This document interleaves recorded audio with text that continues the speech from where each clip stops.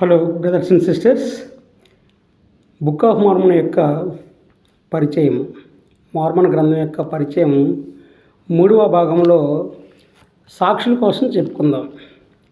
ఇక్కడ book of Mormon యొక్క పలకలు ప్రత్యక్షంగా చూసిన వారు, ట్రాన్స్లేషన్ చేసినప్పుడు ప్రత్యక్షంగా దేవుని యొక్క శక్తి చేత వాళ్ళు చూడగలిగింది, వాళ్ళు ఏ విధంగా సాక్ష్యం ఇచ్చారు, వాళ్ళ పేర్లు ఏంటి, వాళ్ళు ఏ సంవత్సరం వాళ్ళు, ఇవన్నీ కూడా మనం ఈరోజు చెప్పుకుందాం అన్నమాట.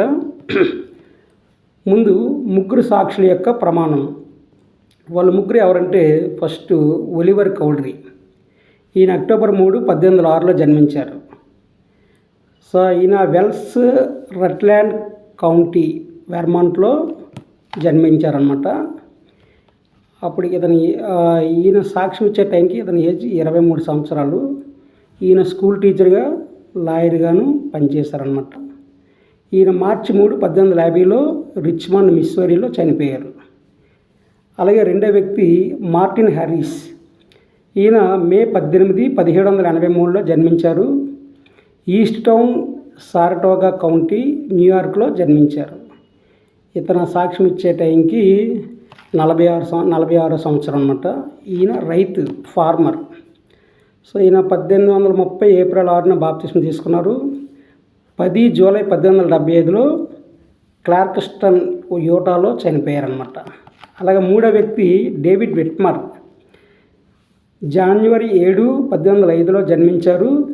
హారిస్బర్గ్, పెన్సిల్వేనియా అనే ప్రదేశంలో పుట్టారు. 24వ సంవత్సరం ఉన్నప్పుడు ఈయన సాక్ష్యం ఇచ్చారు. సో ఫార్మర్, ఈయన రైతు. సో ఈయన 1829 జూన్లో బాప్తిస్మం తీసుకున్నారు. 25 జనవరి 1888లో రిచ్మండ్, మిస్సూరీలో చనిపోయారు. ఈ విధంగా వీళ్ళ ముగ్గురు కోసం అన్నమాట. వీళ్ళ ముగ్గురు ఏ విధంగా సాక్ష్యం ఇచ్చారో మనం చూద్దాం. ఈ గ్రంథము ఎవరి దగ్గరకు వచ్చినో అట్టి సమస్త జనములకు, వంశములకు, భాషలకు మరియు జనులకు ఇది తెలియజేయబడునుగాక. ఏమనగా, మేము తండ్రైన దేవుని మరియు మన ప్రభు అయిన యేసుక్రీస్తు యొక్క కృపను బట్టియే నేఫ యొక్క జనుల మరియు వారి సహోదరులైన లేమనీయుల యొక్క కూడా, మరియు ఎవరైతే చెప్పబడిన గోపురం నుండి వచ్చిరో ఆ జెరెడ్ యొక్క జనుల వృత్తాంతమును కూడా కలిగి ఉన్న పలకలను చూచితిమి. మరియు ఆయన స్వరము మాకు ప్రకటించిన గనుక అవి దేవుని యొక్క బహుమానము మరియు శక్తి ద్వారా అనువాదం చేయబడినని కూడా మేము ఎరుగుదము. అందువలన ఈ గ్రంథము సత్యమని నిశ్చయముగా మాకు తెలియను. మరియు ఆ పలకల మీద ఉన్నట్టి చెక్కడములను మేము చూచితిమి అని, మరియు అవి మాకు దేవుని యొక్క శక్తి చేత చూపబడినని, మనుషుని వలన కాదని కూడా మేము సాక్ష్యం ఇచ్చుచున్నాము. మరియు మేము ఒక దేవుని యొక్క దూత పరలోకం నుండి క్రిందకు వచ్చినని, మరియు అతడు తెచ్చి మరియు మా కన్నుల ముందుంచినని, మరియు మేము ఆ పలకలను మరియు వాటి మీద ఉన్న చెక్కడములను చూచితమని మరియు గ్రహించితమని గంభీరమైన వాక్యములతో ప్రకటించుచున్నాము. మరియు ఇది తండ్రైన దేవుని మరియు మన ప్రభు అయిన యేసుక్రీస్తు యొక్క కృప వలననే మేము చూచితమని మేము ఎరుగుదమని, మరియు ఏది ఏమైనను ప్రభు యొక్క స్వరము మేము దీనికి సాక్ష్యం ఇవ్వాలని మమ్మల్ని ఆజ్ఞాపించును. అందువలన దేవుని యొక్క ఆజ్ఞలకు విధేయులమై ఉండుటకు మేము ఈ విషయముల యొక్క సాక్ష్యం ఇచ్చుచున్నాము. మరియు క్రీస్తునందు మేము విశ్వాసంగా ఉండిన యెడల సకల మానవుల యొక్క రక్తము నుండి మేము మా వస్త్రమును విడిపించుకుందామని, మరియు క్రీస్తు యొక్క తీర్పు సింహాసనం ఎదుట మచ్చలేని వారముగా కనబడదామని, మరియు పరలోకములో శాశ్వతముగా ఆయనతో నివాసము చేయదమని మేము ఎరుగుదము. మరియు ఏకదేవుడై ఉన్న తండ్రికి మరియు కుమారునికి మరియు పరిశుద్ధాత్మకును ఘనత చెల్లునుగాక. ఆమెన్ అని ఈ విధంగా ముగ్గురు సాక్షులు యొక్క ప్రమాణం అన్నమాట. ఈ విధంగా వాళ్ళు సాక్ష్యం ఇచ్చారన్నమాట. అలాగే నెక్స్ట్ 8 మంది సాక్షులు. వాళ్ళు 8 మంది పేర్లు ఏంటంటే, క్రిస్టియన్ విట్మర్ 18 జనవరి 1798లో జన్మించారు. ఈయన 31వ సంవత్సరం ఉన్నప్పుడు సాక్ష్యం ఇచ్చారు. షూ మేకర్ అనమాట. 27 నవంబర్ 1835లో క్లే కౌంటీ, మిస్సూరీలో చనిపోయారు. 2 జాకబ్ విట్మర్, జనవరి 27, 1800 సంవత్సరంలో పుట్టారు. Shoe maker. 29 సంవత్సరాల వయసు ఉన్నప్పుడు సాక్ష్యం ఇచ్చారు. ఏప్రిల్ 21, 1856లో రిచ్మండ్ మిస్సౌరీలో చనిపోయారు. Next 3 Peter Whitmer junior 27 September 1809లో జన్మించారు. ఫియట్ న్యూయార్క్లో జన్మించారు. 20 సంవత్సరాల వయసులో ఉన్నప్పుడు ఆయన సాక్ష్యం ఇచ్చారు. Tailor, farmer. 22 సెప్టెంబర్ 1836లో లిబర్టీ క్లే కౌంటీ మిస్సౌరీలో చనిపోయారు. నెక్స్ట్ జాన్ విట్మర్ హారిస్ బార్గ్లో జన్మించారు. 27వ సంవత్సరంలో ఉన్నప్పుడు సాక్ష్యం ఇచ్చారు. ఫార్మరు. 1829 బాప్టైజ్డ్, జూన్లో బాప్టిజం తీసుకున్నారు. 11 జూలై 1878లో ఫార్ వెస్ట్ మిస్సౌరీలో చనిపోయారు. అలాగే హైరమ్ పేజ్ 1800 సంవత్సరంలో పుట్టారు. వెర్మంట్లో పుట్టారు. 29వ వయసు ఉన్నప్పుడు 29 సంవత్సరాల వయసు ఉన్నప్పుడు సాక్ష్యం ఇచ్చారు. ఫిజిషియన్ మరియు ఫార్మర్. ఈయన 12 ఆగస్టు 1852లో చనిపోయారు మిస్సౌరీలో. Next Joseph Smith senior 12 July 1771లో జన్మించారు. ట్యాప్స్విల్ ఎసెక్స్ కౌంటీలో టన్ బ్రిడ్జి వెర్మంట్లో పుట్టారు. ఈయన 58 సంవత్సరాల వయసు ఉన్నప్పుడు సాక్ష్యం ఇచ్చారు. ఫార్మరు. ఏప్రిల్ 6 బాప్టైజ్డ్ 1830లో బాప్టిజం తీసుకున్నారు.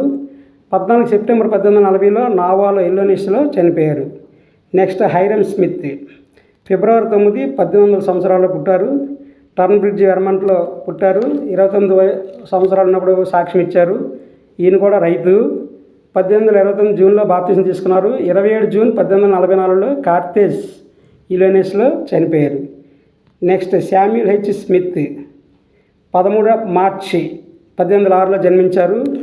వెర్మంట్లో జన్మించారు. 21 సంవత్సరం ఉన్నప్పుడు సాక్ష్యం ఇచ్చారు. ఈయన కూడా రైతు, ఫార్మరు.